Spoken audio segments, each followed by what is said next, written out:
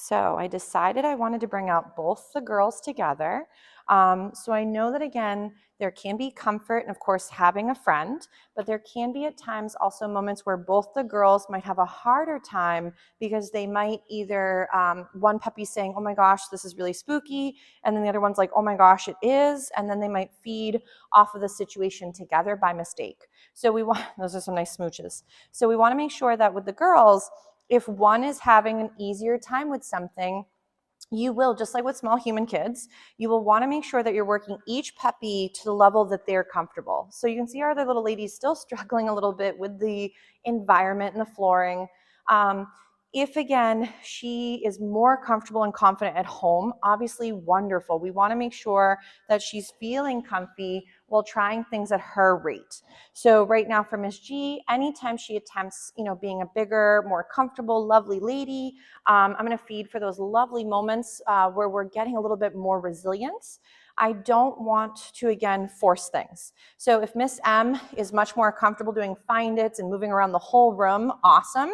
Then while she's doing a couple find its, I might feed Miss G every once in a while for doing a nice job. So right there, but of course her sister's like, I'll go grab that bad boy. Here you go, cuteness. So when you're working with the two ladies, nice job, girls, I would recommend to, at times, as I mentioned previously, is maybe if your environment is allowed to do these sort of setups, is you want to have your baby gate or sort of a setup where one girl could be on each side and then working little tidbits. You may find for Miss G as well is dogs that struggle with slippery surfaces. I know it sounds awful for us a lot of times, but it's beneficial for the dog's mental and physical well-being, is sometimes to get carpeting or like the longer rugs where you can line them up so she has almost little safe islands throughout the house to walk and move around.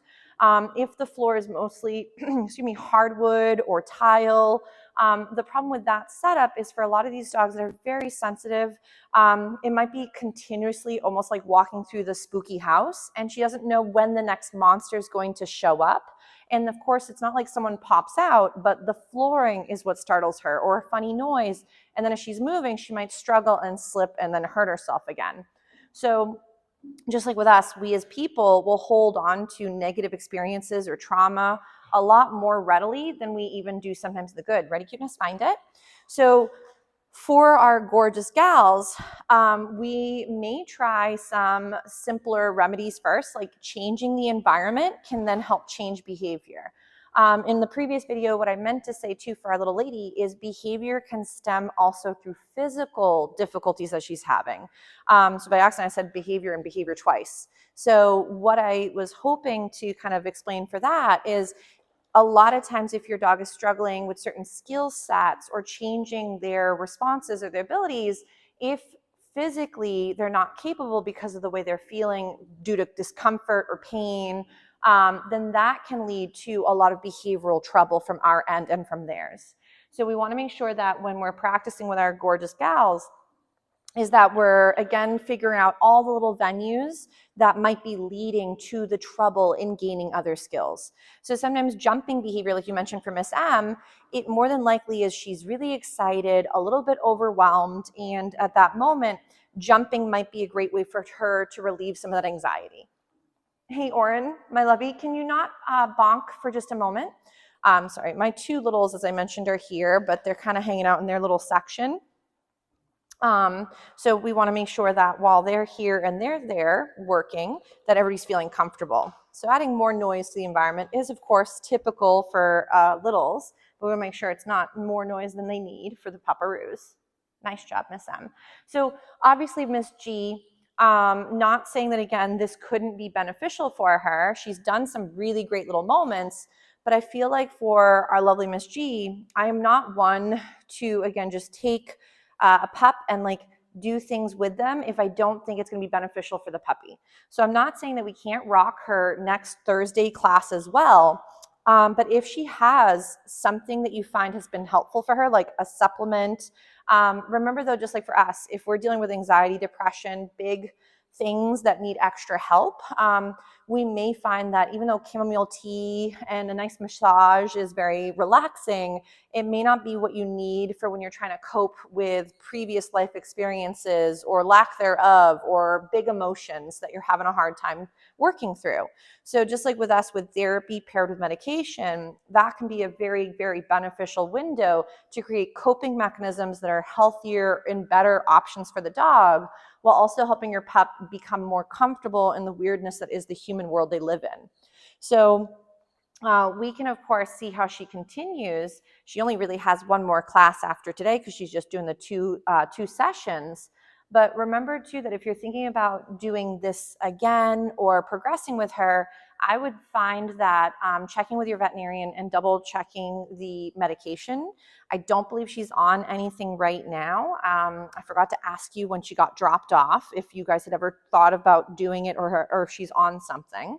But definitely ruling out medical reasons behind the anxiety too. But I know she was sensitive even before the leg injury. But for your lovely ladies, we just want to make sure that things are attainable. So ready, Maya? Yes.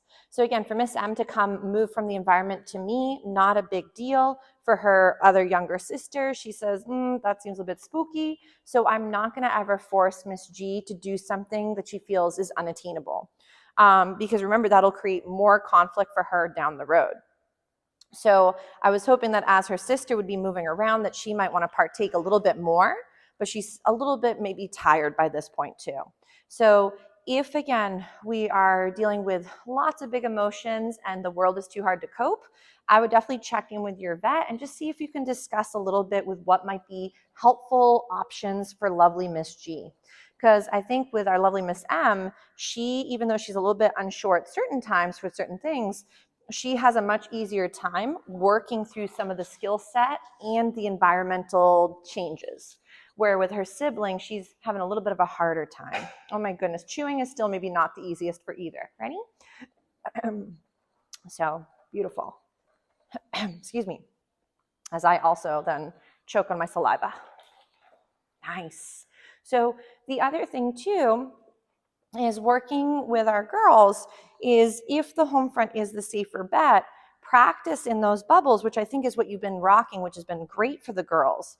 But if the real world, again, is very trying, definitely try working a little bit more with some of the skill set in those bubbles and build up.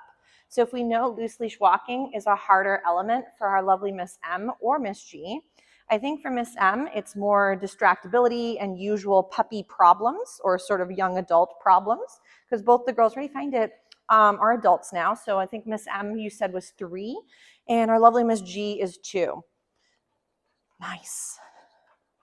Yes. We'll toss a little something for her sister. Ready? Maya. Yes, nice check-in. Good job. Beautiful. So, but if, again, we're getting a lot of pulling on equipment, remember that pulling tends to equal I'm either overwhelmed or too stressed or too excited, and the leash may actually create that feeling of feeling trapped, and they might pull or push into that pressure more than usual. I know when she was wearing that longer training lead, that's another great way to build loose leash walking, because as your puppy is walking faster or going exploring, they can be doing some of that while you're walking softly nearby as well. And then throughout it, work that orientation back to you from the environment. So ready? So we could, again, start to use this hand as that visual target to hone in on. Yes. And then feed for that. Ready, cuteness? Nice. Beautiful job. So again, if she's a little bit mouthy, you'll see that, again, I'm using my hand flat, so that way she's not able to, by mistake, grab the treat with my fingers. Because if that mouth is getting a little bit too wild, it's, again, that comfort range, or she maybe doesn't always realize, which, like most pups, they don't realize where your hand and the snack begin or end. So ready, find it. She's like, I lost it. Good job, cuteness. Ready? So beautiful little check back in with a kissy noise. Find it. So, but I would say for the lovely ladies is if proper hellos are tricky for them, you know, like people coming in is hard, I would make it where maybe we set up one of the babes behind a barrier, they have a puzzle toy, or both the girls if it's easier. If it's potentially an option, yes, Hippo? Okay, I'll be coming to get you in 1 second. The girls are almost done, okay? Ready, Maya? So right there, yes, good little check-in. My little one was saying she wants to come help at some point. Ready?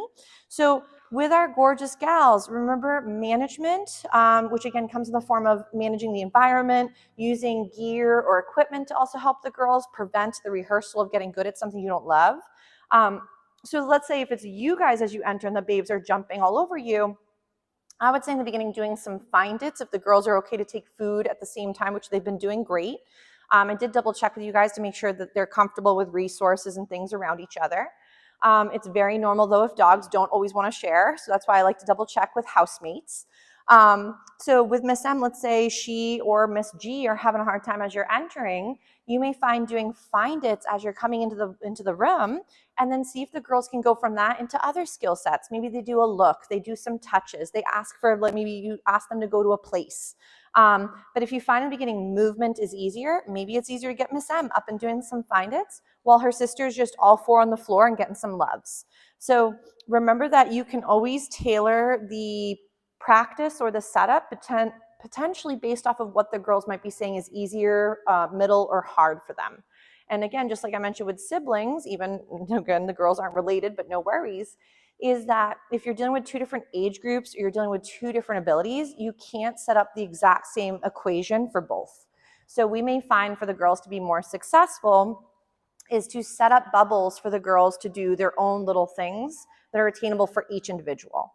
But I'd say for their very first day, they didn't do too shabby. I'd say they're doing quite nice. Miss M, as we probably thought, was a little bit more comfortable than her other lovely lady, Miss G. So for homework's sake, I would definitely see if we can try a little bit with some of these skills in and around the household. I'll be emailing you guys all some resources, so both the families, but keep me updated, and obviously we can dive in deeper to what we've tried for the girls and see what's been working well, what hasn't been, or what hasn't maybe been tried. But we'll give the girls a little breather, and they did very, very nice for their first day. Good job, Miss M. Good check-in. Very smart girl. So we'll give the girls a nap time.